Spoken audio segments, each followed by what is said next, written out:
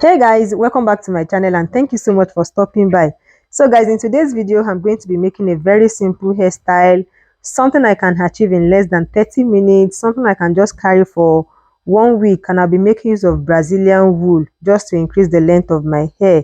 And here I was trying to blow dry my hair a bit, so it can be easy to work with. Natural hair shrinks a lot, and here I was parting my hair. I wanted to make just 4 cornrows.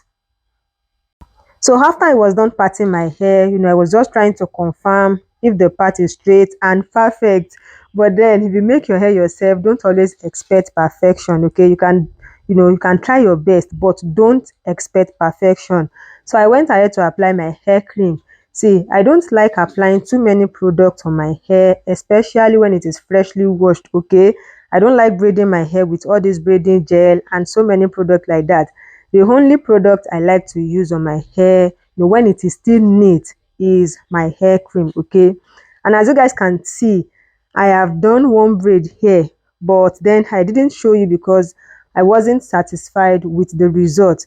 The hair is good, okay, but then I was feeding in the Brazilian wool from the beginning, and I did not like the result.